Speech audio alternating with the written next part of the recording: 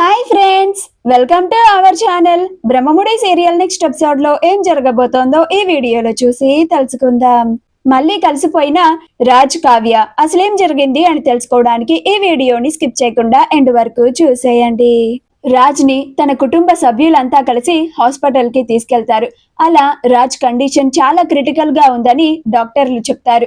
అప్పుడు అపర్ణ ఇదంతా తన వల్లే జరిగిందని, తను చేసిన తప్పుకి చాలా పశ్చాత్తాపడుతూ ఉంటుంది. అలా అపర్ణ కావ్య చేతులు పట్టుకొని, నన్ను క్షమించమ్మా కావ్య, నేను నీకు మొదటి నుంచే చాలా అన్యాయం చేస్తూ వస్తున్నాను. ఇప్పుడు కూడా నేను నీకు చాలా అన్యాయం చేశాను. ఇప్పుడు వాడు అలాంటి పరిస్థితుల్లో ఉండడానికి కారణం నేనే కదమ్మా, నన్ను క్షమించమ్మా కావ్య అని ఏడుస్తూ ఉంటుంది. అప్పుడు కావ్య, ఊరుకోండి అత్తయ్య, మీరు నాకు క్షమాపణ చెప్పడం ఏంటి అని కావ్య కూడా కన్నీళ్లు పెట్టుకుంటూ ఉంటుంది. అలా దుగ్గిరాల కుటుంబం అంతా రాజ్ ఎప్పుడెప్పుడు స్పృహలోకి వస్తాడా, ఎప్పుడెప్పుడు వాళ్ళందరినీ చూస్తాడా అని 1000 కళ్ళతో ఎదురు చూస్తూ చాలా బాధపడుతూ ఉంటారు. అలా అపర్ణ పాపిష్టి దాన్ని, ఆ యామిని వచ్చి ఎంత రెచ్చగొట్టినా కానీ నేనసలు నోరు మెదిపి ఉండకూడదు. ఆ యామిని వచ్చి నా కోడలిని అన్నన్ని మాటలనేసి అంటూ ఉంటే నేను ఆగలేకపోయాను. నా ఆవేశాన్ని తట్టుకోలేకపోయాను. అదే నేను ఆ యామిని ఎన్ని మాటలు అంటున్నా కానీ ఆ యామిని గురించి నాకు ముందే తెలుసు కాబట్టి నా ఆవేశాన్ని నేను అదుపు చేసుకొని ఉంటే ఈనాడు నా కొడుకు ఇలాంటి పరిస్థితుల్లో ఉండేవాడే కాదు, నా కోడలిని ఇలా బాధల్లో పెట్టే పరిస్థితి వచ్చేది కాదు అని చాలా బాధపడుతూ ఉంటుంది. అలా కావ్య చేతులు పట్టుకొని, నన్ను క్షమించమ్మ కావ్య, కడుపుతో ఉన్న నిన్ను వీలైనంత సంతోషంగా చూసుకోవాల్సిన నేను నిన్ను ఇలాగా బాధ పెడుతున్నాను అని అంటూ ఉంటుంది. అప్పుడు కావ్య, అత్తయ్య, ఆయనకి ఏమీ కాదు, ధైర్యంగా ఉండండి, ఆయన క్షేమంగా మళ్ళీ మన ఇంటికి తిరిగి వస్తారు అని కావ్యనే అపర్ణకి ధైర్యం చెప్తూ ఉంటుంది. అప్పుడు ఇందిరాదేవి, చూసావా అపర్ణ, నీ కోడలు ఎంత ధైర్యంగా ఉందో, నువ్వెందుకని ఇలా ఏడుస్తున్నావు అని అంటుంది. అప్పుడు అపర్ణ, నేను అసలు నిజం చెప్పడం వల్లే కదా అత్తయ్య నా కొడుకు ఈ రోజు హాస్పిటల్లో ఉన్నాడు. ఇదంతా నా వల్లే జరిగిందని బాధ ఒకవైపు, వాడికేమన్నా అవుతుందేమోనని భయం ఇంకొక వైపు అని నా భావోద్వేగాన్ని తట్టుకోలేకపోతున్నాను అత్తయ్య అని చాలా కన్నీళ్లు పెట్టుకుంటూ ఉంటుంది.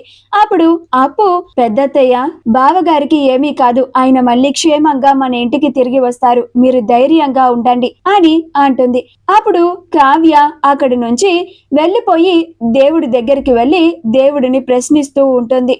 నేనేం తప్పు చేశాను స్వామి, నేనేం పాపం చేశాను, నాకెందుకని నువ్వు ఇంత అన్యాయం చేస్తున్నావు? ఆ యామిని నా భర్త మీద ఉన్న మోజుతో నా భర్తని తీసుకెళ్లిపోయినా కానీ ఆయన ప్రాణాలకి ప్రమాదమని నేను ఎన్నో కష్టాలని అనుభవించాను. అంతేకాని పల్లెత్తి నిజం కూడా నేను ఆయనకి చెప్పలేదు. పైగా నీలాపు నిందలు నేను పడ్డాను. ఆ యామిని ఆయన్ని నాకు ఎంత దూరం చేయాలని చూసినా కానీ ఆయన మాత్రం నా చుట్టూనే తిరిగారు. అలాంటి మంచి మనిషిని నేను బాధ పెడుతున్నానే, నా భర్తని నేనే దూరం పెట్టాల్సిన పరిస్థితి నాకు వచ్చిందే అని ఎన్నోసార్లు ఎంతో బాధపడ్డాను. నేను ఏదైతే జరగకూడదు అని ఎంతలాగా భయపడ్డానో అదే జరిగేలాగా చేశావు కదా తండ్రి, నువ్వే ఆయన్ని కాపాడాలి. ఆయనకేమన్నా అయితే నేను ఒక్క క్షణం కూడా ప్రాణంతో ఉండలేను. ఆయన ఎక్కడున్నా క్షేమంగా ఆరోగ్యంగా ఉంటే చాలు అని అనుకున్నానే తప్ప ఆయనకి గతం గుర్తుకు వచ్చి తిరిగి నా దగ్గరికి రావాలి అని ఎన్నడూ కోరుకోలేదు. ఎందుకంటే అది ఆయన ప్రాణాలకి ప్రమాదమని నేను ముందు నుంచి ఎంతలానో బాధపడుతున్నాను, భయపడుతున్నాను అని ఆ దేవుడు ముందు తన మొరని చెప్పుకుంటూ ఉంటుంది. అపర్ణ పెట్టుకున్న లాంటి రెడ్ మోడ్ ఇయర్ 106 ఎలా ఇయరింగ్ సెట్ మీకు కూడా కావాలా? అయితే వెంటనే స్క్రీన్ మీద డిస్ప్లే అవుతున్న షాపింగ్ అకౌంట్ కానీ డిస్క్రిప్షన్ లో ఉన్న లింక్ ని క్లిక్ చేసి కానీ వెంటనే మీ ఆర్డర్ ని ప్లేస్ చేసుకోండి. ఈలోగా డాక్టర్ గారు రాజ్ కి ట్రీట్మెంట్ చేసిన తర్వాత బయటికి వస్తారు. అప్పుడు అంతా కలిసి, డాక్టర్, ఇప్పుడు మా వాడి పరిస్థితి ఎలా ఉంది, వాడు స్పృహలోకి వచ్చాడా అని అంటారు. అప్పుడు డాక్టర్ గారు, స్పృహలోకి వచ్చాడండి, మీరంతా వెళ్ళి చూడొచ్చు, కానీ పేషెంట్ ని ఎక్కువ ఇబ్బంది పెట్టకండి అని అంటారు. అప్పుడు అపర్ణ, అలాగే డాక్టర్ అని అంతా కలిసి రాజ్ ని చూడడానికి లోపలికి వెళ్తారు. అలా రాజ్ కళ్ళు తెరిచి మొదటగా అపర్ణని చూస్తాడు. ఆ తర్వాత ఇందిరాదేవి, సుభాష్ అలా తన కుటుంబాన్నంతా చూస్తాడు. కానీ కళావతి మాత్రం ఎక్కడా కనిపించడం లేదు అని కావ్య కోసం వెతుక్కుంటూ ఉంటాడు. అప్పుడు అపర్ణ, నాన్న రాజ్, నన్ను క్షమించు నాన్న, నీ ప్రాణాలకి ప్రమాదం అని తెలిసినా కానీ నేను నీకు అసలు నిజాన్ని చెప్పి నిన్ను ఇలాంటి పరిస్థితుల్లో పెట్టాను అని చాలా బాధపడుతూ ఉంటుంది. అప్పుడు రాజ్, అమ్మా కళావతి ఏది అని అంటాడు.